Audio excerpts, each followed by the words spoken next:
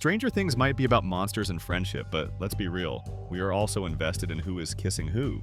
And trust me, Hawkins has seen a lot of swapping spit, from the super awkward to the finally moments. I love you too. So let's go way back to season 1. Honestly, season 1 was pretty tame on the romance front, at least at first. It was all about D&D and finding Will. But we did have Nancy Wheeler, who was in her full-on I want to be a cool high schooler phase. This brings us to our very first kiss, Nancy and Steve Harrington. In the very first episode, there's a makeout session in the high school bathroom. Then they're studying in her bedroom.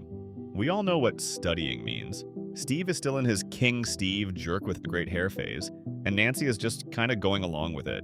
It's not exactly swoon-worthy, it's more hormonal. In episode 2, there's a party at Steve's house. Barb, being the world's best and most tragic friend, tags along and she is not having it. She even tries to stop Nancy, hitting her with that brutal line, "This isn't you." But Nancy ignores her and tells her to go home. Ouch, that one still stings. Nancy goes upstairs with Steve and they kiss and end up sleeping together for the first time. They kiss again in chapter 3, right in front of her locker at school. This one felt even less romantic to me. Again, totally classic 80s teen movie trope, but it just reinforces that early Steve was kind of a tool. Nancy was into him, but you could already tell her heart wasn't fully in this popular kid life.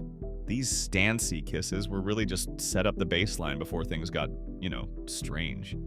The real kiss of season 1, the one that actually mattered, happens in the finale. While Mike, Eleven, Dustin, and Lucas are hiding at Hawkins Middle School, Mike invites Eleven to live with his family once Will is found and also asks her to the snowball dance. When she asks if he will be like her brother, Mike's reaction is just, no. He tries to explain what a crush is, how he feels about her, and he completely fails. He can't find the words because they're kids. So instead, he just leans in and kisses her.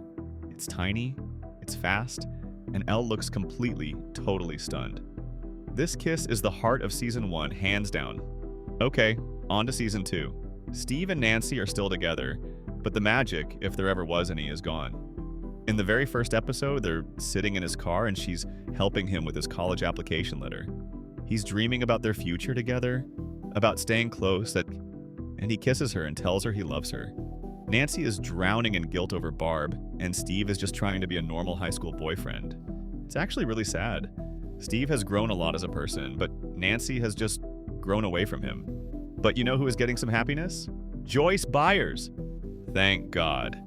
She's dating Bob Newby, superhero. We see them in that same episode at Radio Shack, and he's just this adorable, nerdy guy. They sneak into the back room for a kiss, and after the trauma of season 1, seeing Joyce smile and have this giddy adult romance is just everything. Bob is exactly what she needed. A kind, stable, normal guy. Which of course means he is doomed. Because this is Stranger Things. Later in that episode, we see Nancy get 2 invites to a Halloween party, and she gives one to Jonathan. But then Steve Harrington walks up, slings his arm around Nancy, and gives her this big public kiss. It's all for show. It's a territory-marking power move. And Jonathan just quietly walks off. It's all about possession and high school drama, and it just ends up pushing Nancy and Jonathan closer together. Okay, but let's talk about the kiss we all saw coming. The one that had been building since Jonathan took pictures of Nancy through a window, which is still creepy, let's be honest. Nancy and Jonathan finally get together in season 2, episode 6. They're at Murray Bauman's conspiracy compound, and he basically calls them out on their intense sexual tension.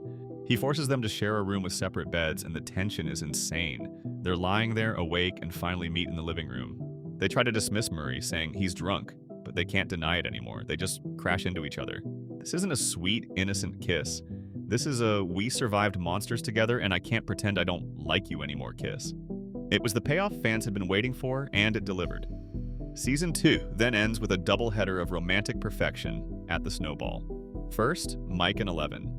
Mike's stunned to see her. She's bitchin'. They dance and they share their real romantic kiss. This is the one that fulfills the promise from season 1. The music is perfect, the lighting is perfect, it's the 80s fairy tale ending we needed. And right nearby, we get another first kiss. Lucas and Max. After bickering all season, Lucas finally gets the courage to ask her to dance.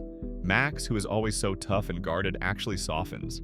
They share their first kiss on the dance floor, and it's just as adorable. Season 2 really fed us, romance-wise. Then, Season 3, The Summer of Love. And oh boy, did they take that to heart. The season opens with Mike and 11, and they are not the awkward kids from the Snowball anymore. They are full-on teenagers, making out on Elle's bed to rock music. The best part is Hopper. He knows exactly what's happening, and he asks to come in, giving them just enough time to spring apart and pretend they were doing nothing. Hopper's 3 inches rule for the door is probably the most relatable parent moment in the whole series. It's hilarious, but it also shows how much Mileyvan has grown up. They're a real annoying teenage couple now. The finale of Season 3, The Battle of Starcourt, ruins everyone's lives, and the kisses reflect that. They're all goodbyes. First, we have Jonathan and Nancy. After the fight, they're in Jonathan's room and they have to say goodbye because the Byers and Elle are moving away. They hug and kiss, and it's so sad. They promise they'll make it work, but you can just see the doubt. It's the end of summer kiss where you know real life is about to get in the way, but the real tearjerker is Mike and 11. They're also saying goodbye, planning to meet at Thanksgiving. And then 11, who is still processing Hopper's death, reveals she overheard Mike talking to Max back at the cabin in an earlier episode. When he was struggling to explain his feelings for Elle, he gets all flustered, but she just says, "I love you too." And then they kiss. They went from Mike not being able to explain a crush in Season 1 to openly saying, "I love you" in Season 3. It's a beautiful, mature moment, which makes it 1,000 times sadder that she's leaving right after. My heart. Okay, Season 4. This season was a lot, and the romance was messy. We start with a reunion. Mike flies to California to see 11 and Will. In Chapter 2, they finally reunite at the airport, and it's this big, cinematic, running towards each other moment. They kiss, and for a second, everything seems perfect. But it's not, is it? We could all feel it. The kiss was sweet, but Mike was so weird, but Season 4 saved the best for last. The kiss we have been waiting 4 seasons for. Hopper and Joyce, Jopper. After Joyce and Murray rescue Hopper from the Russian prison, they finally start talking about their date at Enzo's that never happened. And then, finally, they kiss. It is earned. It's 2 adults who have been through hell, who have pined for each other for years, finally letting themselves have this. It's passionate. It's a relief. It's interrupted by the phone, obviously. Because they come out of the game. They can never have nice things, but we get another one. And this one is maybe even better. In the finale, Hopper has a plan to fight the Demodogs in the prison to help the kids back in Hawkins. Joyce is terrified. She is having total, understandable flashbacks to Bob being eaten by Demodogs. She doesn't want to lose him again. Hopper just looks at her, holds her face, and tells her he'll be fine. He says he's gonna die someday, but not today. And then he gives her this kiss. It's a going to war kiss. It's desperate, full of love, and a promise that he is coming back to her this time.